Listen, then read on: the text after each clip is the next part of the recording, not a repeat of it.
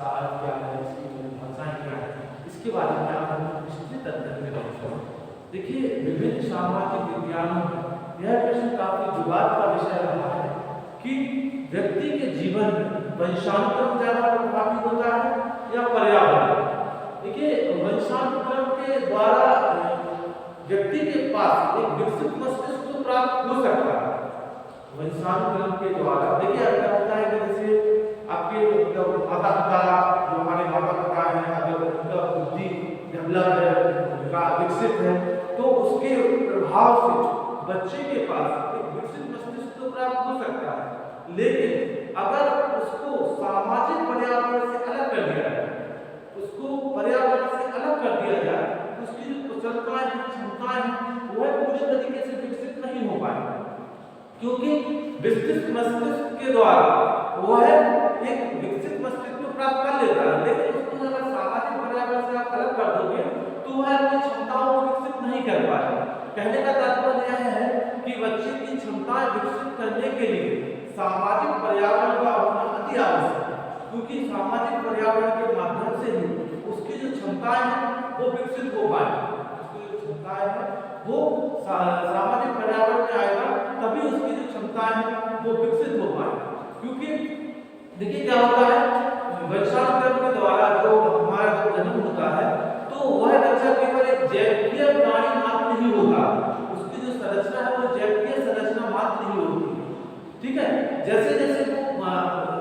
परिवार में आता है, जैसे जैसे वह सीख की प्रक्रिया द्वारा, सामाजिकरण की प्रक्रिया के द्वारा, क्योंकि जब बच्चा जन्म लेता है तो उसके पास कोई भाषा तो होती नहीं है, उसके पास ना कोई भाषा होती है, ना उसके पास चलने फिरने की कोई क्षमता होती है, ना उसके पास सोचने समझने की क्षमता होती है। यहाँ तक कि बच्चों को यह भी पता नहीं होता है कि उसके चाचा कौन है, पापा कौन है, दादा कौन है, दादी कौन है। तो इस तरीके से वह सामंजस्य बनाए रखने के लिए वह सीख की प्रक्रिया द्वारा या अंतरण की प्रक्रिया के द्वारा वह सब यह समाज में रहकर ही, अपने परिवार में रहकर ही यह सीखता है। तो हम कह सकते हैं कि सामाजिक सीख की वह प्रक्रिया है जिसके द्वारा एक जैविकीय संरचना वाला प्राणी जो है, जैविकीय संरचना सामाजिकरण में जो जैविकीय संरचना है वह सामाजिक प्राणी, जो हमारी जैविकीय संरचना है वो सामाजिक प्राणी को बनाने के लिए आवश्यक है। कह सकते हैं कि सामाजिक सीख वह प्रक्रिया है जिसके द्वारा एक जैविकीय प्राणी सामाजिक प्राणी के रूप में परिवर्तित होता है। इसमें देखिए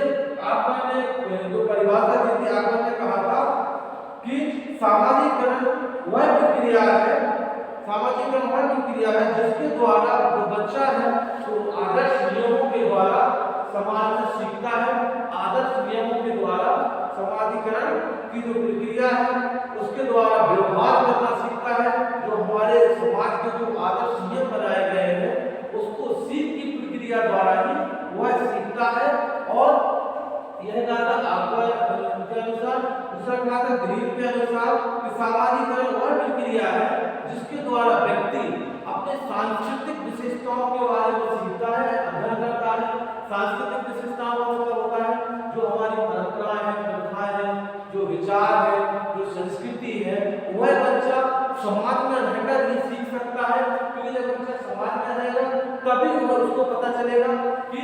वह किस तरीके से इन परंपराओं को अपनाए, किस तरीके से व्यवहार करे। जो आदर्श नियम है, जो संस्कृति की देन है, उनका जो जब वह नियम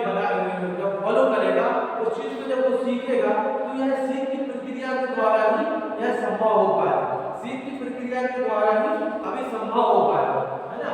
तो सामाजिकरण स्थापित करने के लिए व्यक्ति को, बच्चे को अनुकरण की प्रक्रिया या जो हमारे बड़े बुजुर्ग हैं उनके जो अनुभव है, उनके जो व्यवहार है, उसकी प्रक्रिया को सीखने के द्वारा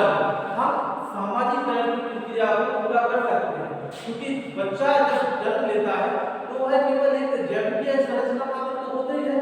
अर्थात उसके पास कोई भी भाषा नहीं होती है, ना उसके पास कोई क्षमता होती है। तब वह धीरे धीरे जब समाज में आगे बढ़ेगा, समाज में आगे जाएगा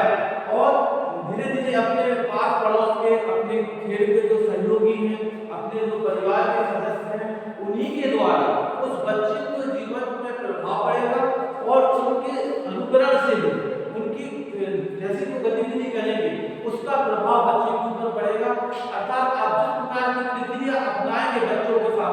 उस प्रक्रिया को बच्चे फॉलो करते हैं, क्योंकि बच्चों के अंदर जो उस समय मस्तिष्क होता है वो काफी विकसित होता है, और इस समय जो प्रक्रिया है वो अनुकरण की प्रक्रिया है बहुत तीव्र गति से काम करती है, क्योंकि इस अवस्था में जो बच्चा होता है उसकी अनुकरण की जो क्षमता है वो काफी विकसित होती है, और अनुकरण और सामाजिक सीख के द्वारा ही व्यक्ति जो बच्चा है वो अपना सामर्थ्य स्थापित करता है और उसमें अपने जीवन को आगे बढ़ाता है। इसलिए हम कह सकते हैं कि जो बच्चा है वो सामाजिक सीख के द्वारा ही सामाजिकरण की प्रक्रिया के द्वारा ही अपने जीवन को उज्जवल बना सकता है, अपने जीवन को आगे बढ़ा सकता है, क्योंकि इस प्रक्रिया के बिना सामाजिकरण की जो प्रक्रिया है इस प्रक्रिया के बिना वह अपनी क्षमताओं को विकसित नहीं कर सकता,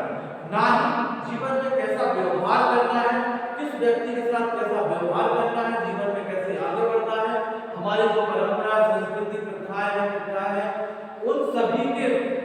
नियमों को अगर वो समझेगा नहीं तो उसका भविष्य अंधकारमय हो जाएगा, क्योंकि इस प्रक्रिया के द्वारा इन परंपराओं इन विचारों इन प्रथाओं के द्वारा ही व्यक्ति का सामाजिकरण की जो प्रक्रिया है वो संभव हो पाती है। उसके बाद हम देखेंगे सामाजिकरण की विशेषताएं क्या क्या है। सबसे पहली विशेषता हम कह सकते हैं सामाजिक सीख की प्रक्रिया। देखिए हम आपको पहले भी बता चुके हैं कि जो सीखने की प्रक्रिया है उसके जो आदर्श नियम हैं उनको व्यवहार में परिवर्तन करना और समाज के अनुरूप कार्य करना, और समाज में रहने वाले व्यक्तियों के द्वारा जो सीखने को मिलता है वो सीख की प्रक्रिया ही है, क्योंकि जब बच्चा पहले बता चुके हैं कि सामाजिकरण की प्रक्रिया के द्वारा ही बच्चे का जो भविष्य को निर्धारित होता है, और बच्चे के अंदर जो क्षमताएं हैं वो इसी प्रक्रिया के द्वारा सामाजिकरण की प्रक्रिया के द्वारा ही उस बच्चे की जो क्षमताएं हैं वो विकसित हो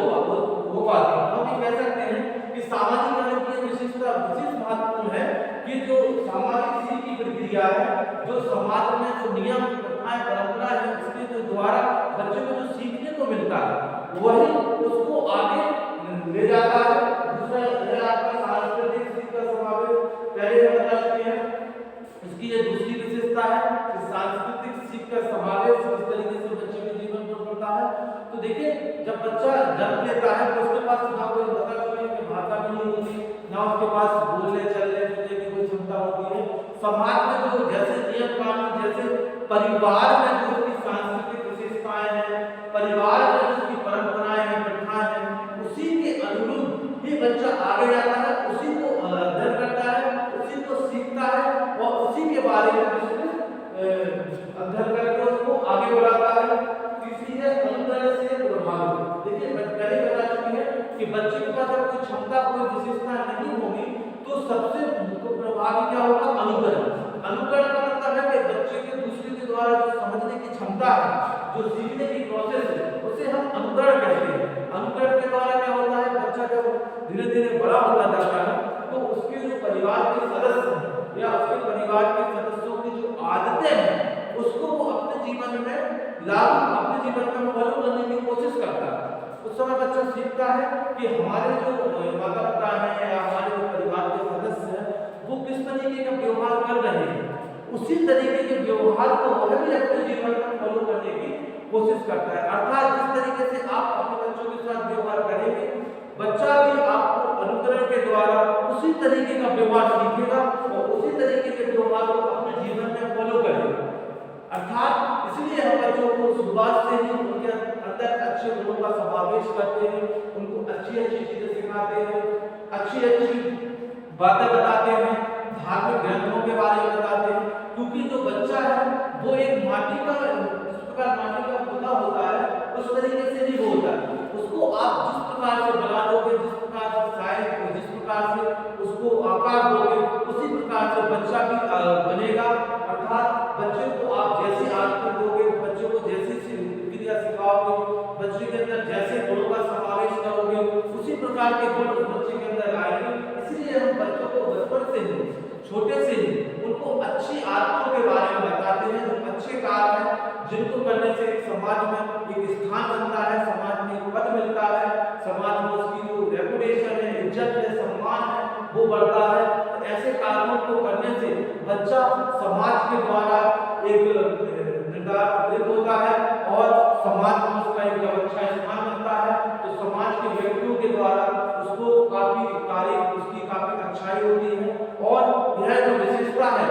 यह जो सामाजिक नियम की प्रक्रिया है, इसके द्वारा ही वास्तविक प्राणी, क्योंकि जब जैविक प्राणी सामाजिक प्राणी में परिवर्तित होगा तो उसको इन चीजों का अध्ययन कि किस तरीके से किस व्यक्ति के साथ कैसा व्यवहार करता है, यह उसको समाज के व्यक्तियों, परिवार के व्यक्तियों के द्वारा ही सीखने को मिलेगा। तो हम कह सकते हैं कि सामाजिक नियम की जो प्रक्रिया है वह बच्चों को काफी प्रोत्साहित करती है और जीवन में आगे बढ़ने के लिए उसको काफी अग्रसर करती है। इसके बाद हम बाद में चर्चा करेंगे। बहुत